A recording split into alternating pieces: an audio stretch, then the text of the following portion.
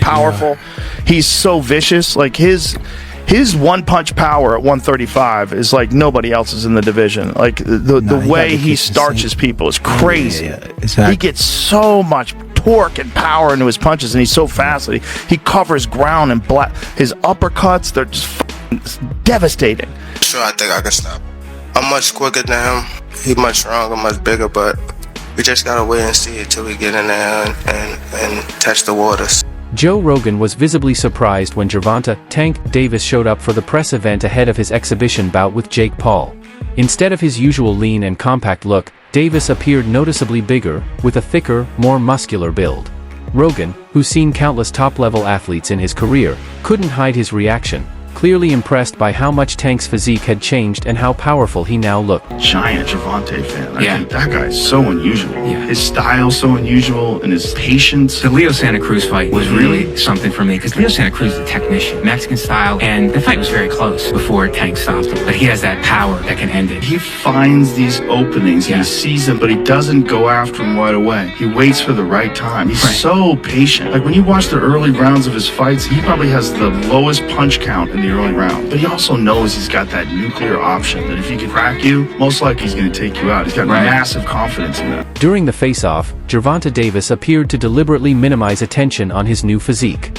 Instead of showing off his added muscle or taking an intimidating stance, he stayed calm and relaxed, occasionally crossing his arms or turning his body slightly to hide parts of his frame. It seemed like a conscious move to avoid drawing too much focus to his transformation. Still, despite his effort to keep things subtle, the change in his build was impossible to miss.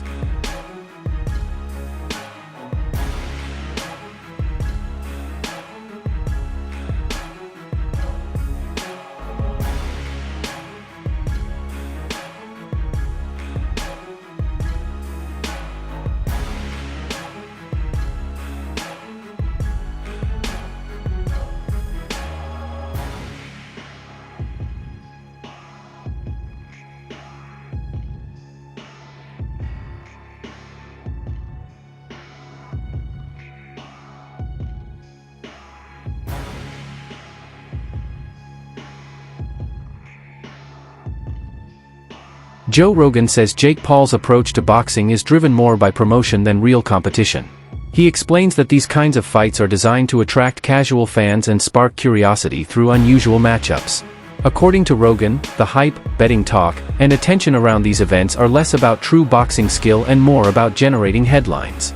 He believes Jake understands how to stay relevant and uses boxing as a marketing tool, even when the fights themselves don't always make sense from a sporting perspective. Jake Paul promoting it, it's just doesn't bother me. There's compromising the sport, and that's like bad. It's just like if I bet on it, watching it it bothers the fuck out of me. Watching it with people who are so in on it, and then also man, the sports betting apps, they introduced like chat apps in them in Australia, so it's like they're trying to take the place of social media companies where you go together and you meet your friends. Like betting should be exciting enough without having a weird. They're just trying to draw you in. Thing. They're just trying to make money, right? So they're trying to draw you in any way they can. Yeah. Gervonta "Tank" Davis is a lightweight champion who usually fights at about 135 pounds, while Jake Paul competes much closer to the cruiserweight limit.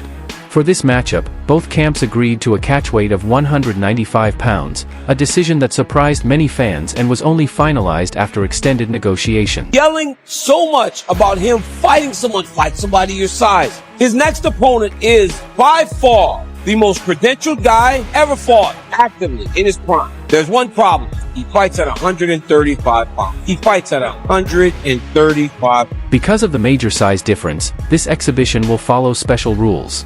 Both fighters will wear 12-ounce gloves, heavier than what Davis typically uses in his weight division, to help balance out the physical mismatch and add an extra layer of safety. Gervonta looks scared for his life because the rules are out. They're crazy. Oh, so everyone thought that the fight was at 190. It was 190. Instead it's at 195, and this weight difference is scaring the life out of little Tank. Over 10 3-minute rounds. I said it was 190. The next dispute comes with the gloves. Little Tank is used to fighting in 8-ounce gloves. Baby glove. This fight will be in 12. Hands might be too small.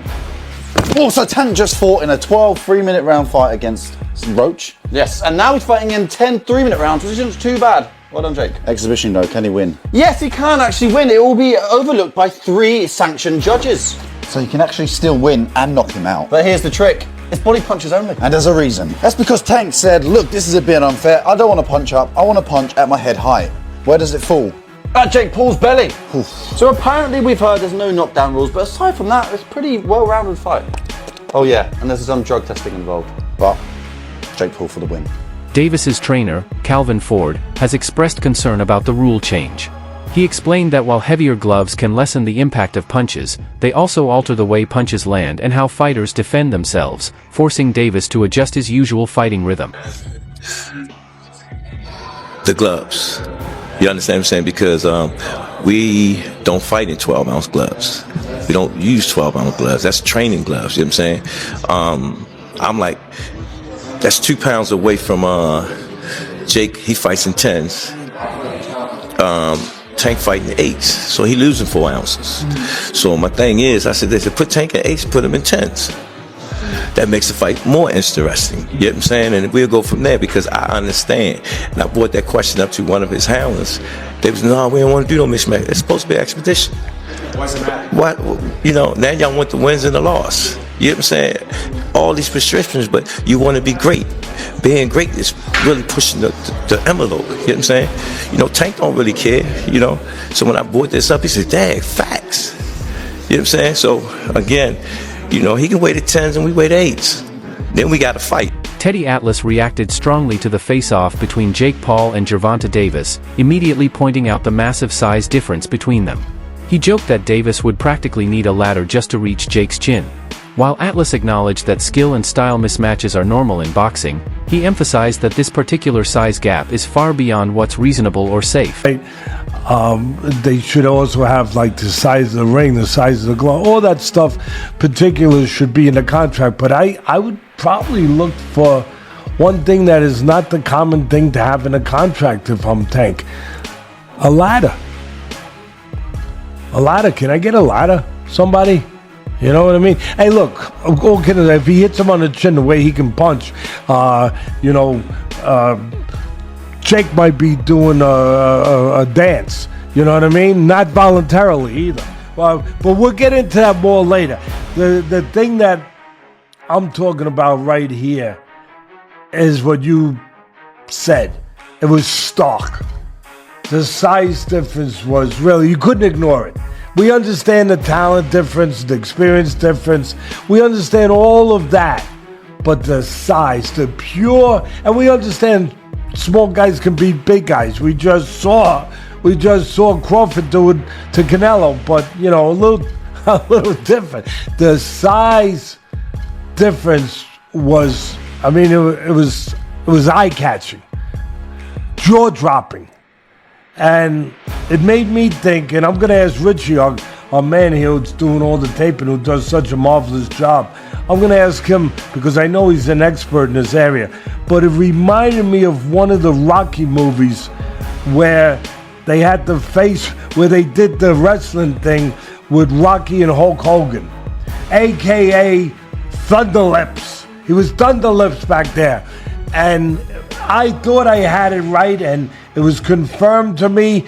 It's Rocky 3. Atlas compared the situation to Canelo Alvarez moving up to fight Terence Crawford, but noted that Crawford was never that much smaller to begin with.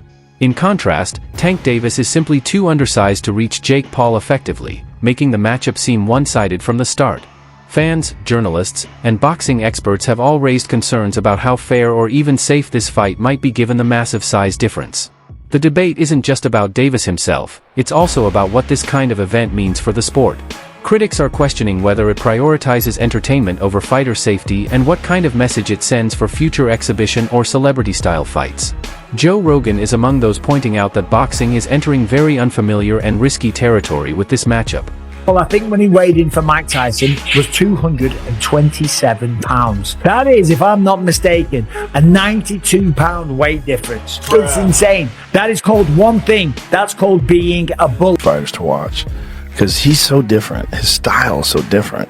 You know, he's so economical. Like, he puts pressure on guys without throwing too many punches, and then starts to figure holes out, and the way he can explode and move in with one shot, my God. Yeah, he very explosive. He's very explosive, and man, he be cracking them dudes. people. Hey, he be putting him to sleep. Just cracking people. Yeah. And he has so much confidence in his power. So much confidence in his power. You know, he just, in his mind, he know it's a matter of time before I catch you. Yeah. And that's the thing with Tank, you know, these fighters. You got to be aware 15 rounds. I know you're going 12, but you got to think you're going 3 more, because one slip, one mistake, and it's over. Yeah. You know, so hats off to Tank. You know, he's a great, talented fighter. But again, he haven't faced the top elite fighters in his division. Right. You know, so we want to see Tank against, you know, somebody his size, you know, at the elite level. Yeah. And I believe he'll do good, because, you know, he got the skills, the power, he got the ring IQ to do good, but we haven't seen that yet. Yeah, he's also wild. He's a wild fella, so he's fun to watch. You know, he's just a crazy dude, you know. Yeah. Coming from Baltimore, man, I think that's just his upbringing as well. Yes, for sure. He's just so unique in his approach. Like, you know, he